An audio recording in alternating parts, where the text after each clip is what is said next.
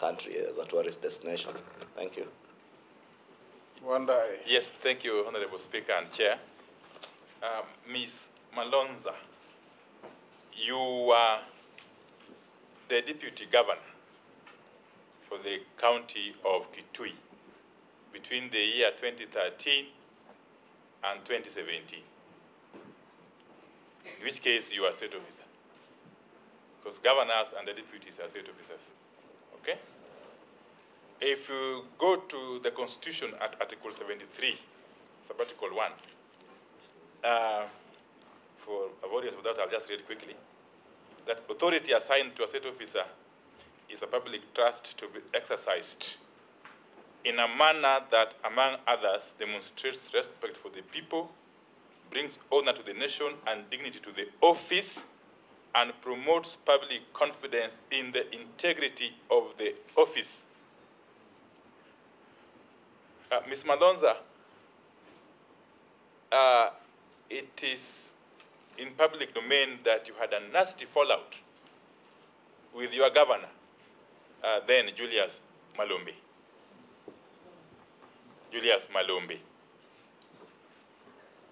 And about 5 months or so before the elections of 2017, you indeed defected, as it were, and teamed up with Senator David Musela as his running mate in the subsequent election, while still serving as deputy governor under Governor Malombe.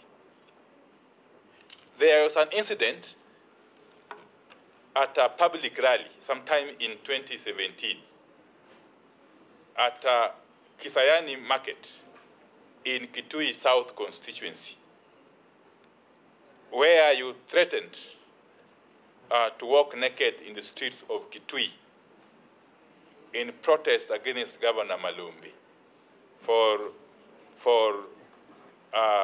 instigating your woes in the county. In fact, the governor is reported, Governor Malombe that is, that you had forsaken your official duties. I'm quoting him verbatim, that she has forsaken her official duties and now spends much of her time dining with my political opponents and detractors as they plot my downfall ahead of the 2017 elections. I'm not saying there's anything wrong with falling out with your governor or even defecting. That's within your right. But the fact that you could formally be declared a running mate of an opponent of the governor you are serving while still serving in the office, that speaks volumes about your loyalty and consistency and principles. And again, the fact that you could threaten to walk naked in the streets as a deputy governor really raises serious issues of morality, ethics. What do you have to say about this? Thank you. Yes, Robert Mbui. Peninah will take 4 questions, then you will answer them in the order they came. So that's the last one on this batch. The Honorable Robert Mbui. Yeah, thank you, Chair, Mr. Speaker, sir. As is part of our duty, when you're doing public appointments, the Parliamentary Approval Act, we have this schedule that the Honorable Kimani Ichung'wah did go through. And one of the requirements is that we are supposed to determine the net worth of individuals before they assume office. Maybe one of the reasons could be that in another 5 years we compare and see whether they have made any benefits out of maybe wrongly from the office, and probably also to give confidence to those many mamambogas and bodabodas that they are getting wealthy people that can take care of their interests when they go to office. Now, in this particular form that the nominee has filled, the area that Honorable Kimani Ichung'wah noted, I want to add that there seems to be also a deputy governor house allowance at number 21, deferred income future benefits. deputy governor house allowance by county government of 4.8 million in 2022 when she was not in office. I would like to understand that. And then, because this office, Mr. Speaker, is an office that will be dealing with international tourists, and therefore, of course, communication has to be very clear. If you look at the part where she has indicated the statement of net worth, which is number 25, she has actually verbally here said it is 300 million, but has written 300 trillion. Maybe she can confirm that. Thank you, Chair.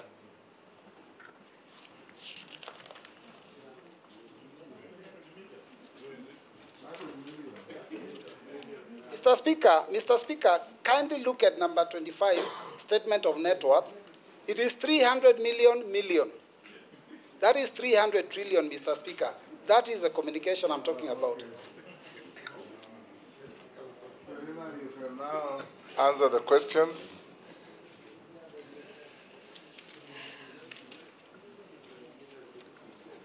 Thank you very much, Honorable Chair and the honorable members who have raised questions to me to respond. I'll start with the first question from the Deputy Speaker, where she said that looking at the numbers flowing in the country, Kenya is yet to attain 10 million visitors in a year. As she asked me to say what I intend to do to attract visitors in this country. One of the things that I will do is to promote domestic tourism in this country. This is a low-lying fruit that we can harness as a country, and especially at this time. Point of order, Mr. Speaker. Yes. According to Schedule 4 of the Constitution, domestic tourism is a preserve of county governments. It's supposed to be done by governors and CCs in charge of tourism. The same Schedule 4 is very clear. International tourism is a preserve of the national government and the minister in charge of tourism. So when the minister nominee is telling us he will dwell on domestic tourism, then she needs to check the Constitution what her role is. Thank you very much. I am aware of the fourth schedule that gives the distribution of functions between the national government and the county government. Whereas the national government has a role in developing policies and standards, training and building capacity, conducting research. When you look at the functions of the county government, you will realize that the county governments have the role of promoting culture and taking care of the county parks. And for my understanding, when I checked with the Constitution of Kenya, the fourth schedule, that was my finding. However, I'll be responding to this question and say, promoting domestic tourism is in the context of the function of the national government, where the national government is mandated to sell Kenya to international, regional, and domestic. And therefore, categorically, I believe I will be promoting in terms of marketing. I'll also, through marketing, seek to raise the numbers. How I will seek to raise the numbers in the country is by looking at our traditional markets that we have, specifically picking on 5I value and contacting through our vehicle that we call Magical Kenya, promotion, trade fairs, and end-to-end marketing with them. I'll also want not only to look at the issue of the numbers, because we can have numbers, but it's not bringing value to this nation. And therefore, I'll be relooking at our revenue collection modalities. Specifically, I'm pursued to say that one of my key strengths is automation. And I will want to pursue automating our systems so that we can even have e-ticketing for tourists, but also e-revenue collection. I'll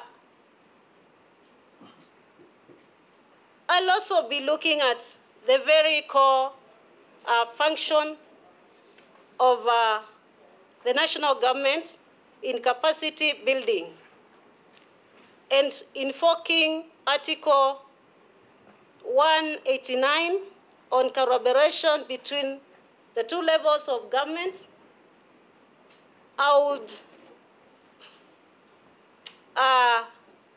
develop, especially in the area of culture, legislation and policies that will direct, upon contextualization, will direct our counties.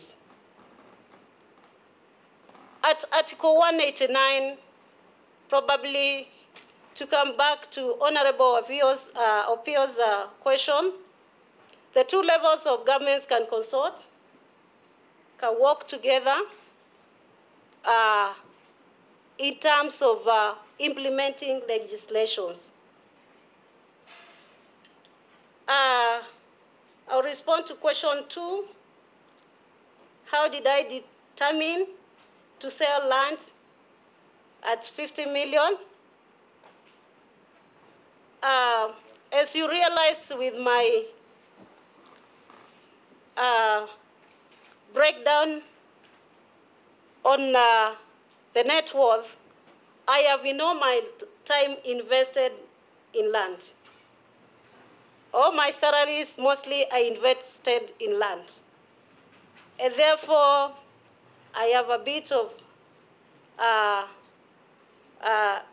chunks of land. This is not 1 acre and not 2 acres. However, I must agree that this is a personal valuation that I projected after being in the business for some time. On domestic tourism has not been promoted from still Honorable Kimani. What efforts will I apply? I believe I've already stated that I will intend to sell Kenya through marketing to both in the country and also extending to East Africa community. And I'm very happy to report that I was very brightened last time His Excellency the President visited Tanzania, and he talked about removing restrictions.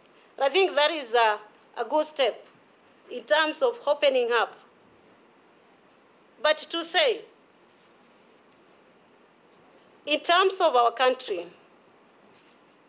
I have taken keen interest in looking at the numbers of the consumers of our parks, of our beaches, and of what we call the niche products that we've already developed. And I've realized that very few people in this country hardly find time to retreat in a national park. And therefore, we will be running digital marketing. And this is because if you look at the world around, the generation that we have, we call it millennial. They are digital. They are using digital platforms. And I believe for us, even to attract tourists who are from this country to visit our national parks, I believe that we need to go online. And you're right on that, a spot on that. Because last time I checked Field Travel, I realized that Kenya was missing. Tanzania was there, Seychelles was there, Mauritius was there, but Kenya was missing. And therefore, I will be pursuing this type of marketing to attract. I'm also relooking at, for example, lowering the entry fee or coming up with differential pricing between our international and domestic. Because tourism has almost same ratings where the price you pay sometimes for a night in an hotel will almost be the same price that any other visitor from outside this country will be paying. And in particular, I'm focusing on KICC, the very iconic building that we have in this nation that has not given us much. Yet we can lower the 200 fee for our Kenyans just to go up the tower. And that way we attract a larger number of tourists from our country, even experiencing this great experience of being on the top of our longest building, although I know today is not the highest building. Marketing was still from Honorable Ichungwa. Through the chair, I have already pointed out that I will be using digital platforms to pursue marketing. The good thing with digital platforms, they have a wider reach and they are cost effective.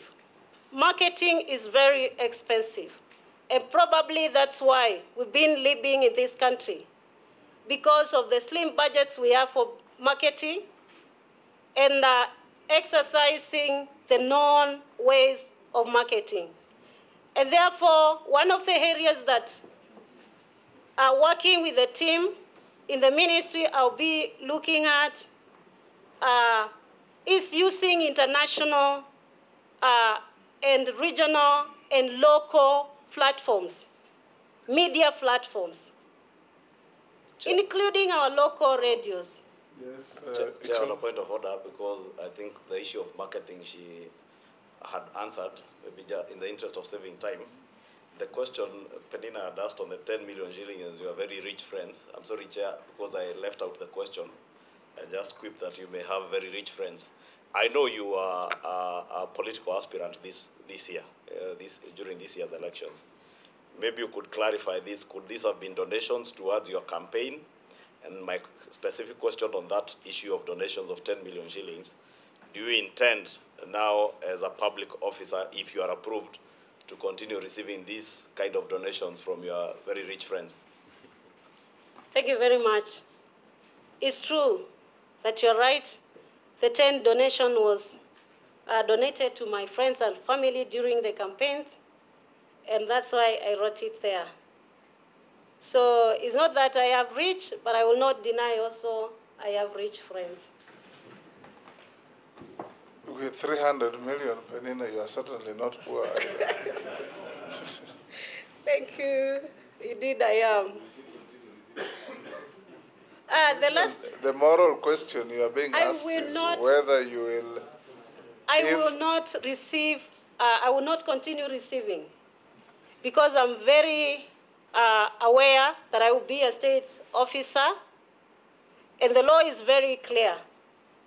I believe it's Article 77 that I cannot receive donations.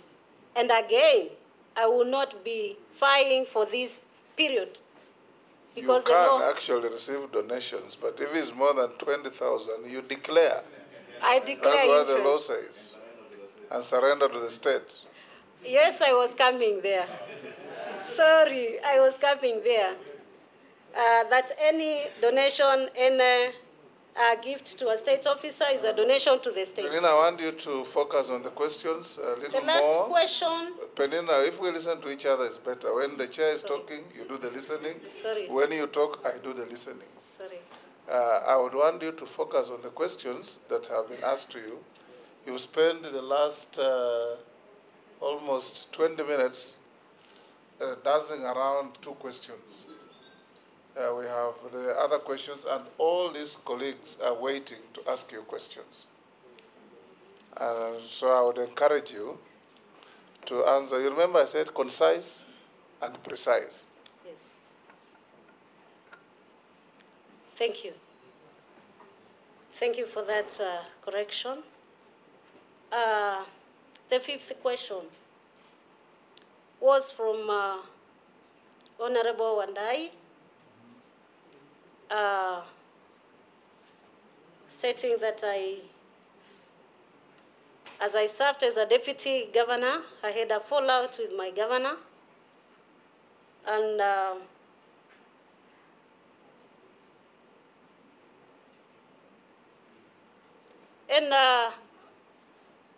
I would want to state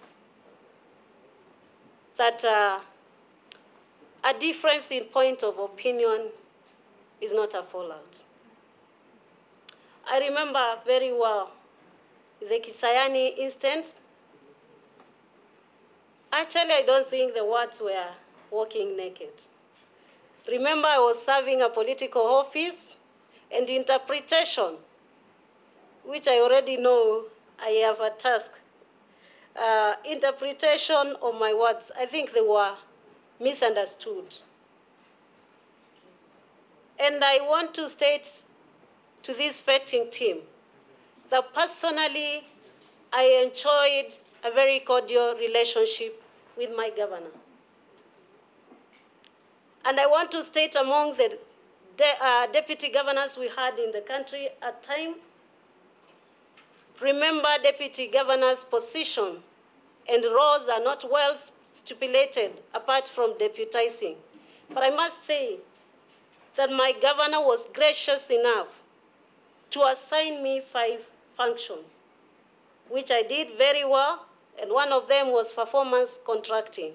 And at time, our county performed. The issue on having been a running mate to Honorable Musira 5 months before, I was not a running mate.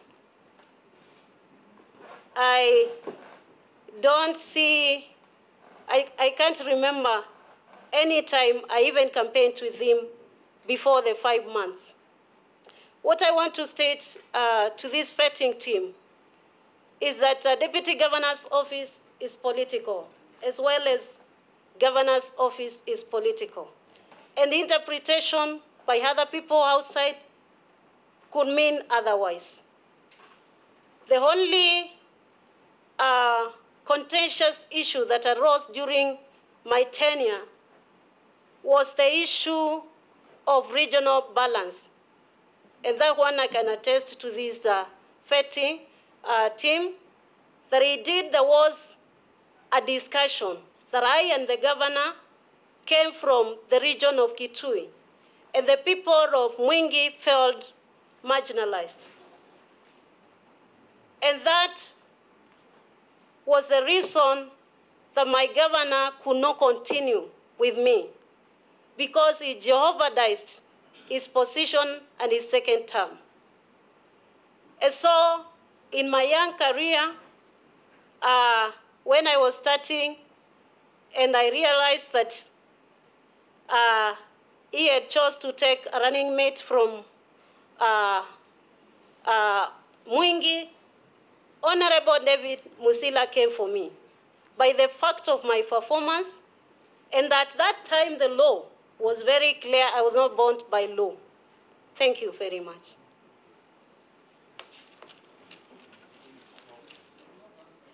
Robert Mbui's questions? Question number 6 from Honorable Robert Mbui. It's true that I've written that there's a Deputy Governor's House allowance. This is a debt that I'm owing the county government of Kitui.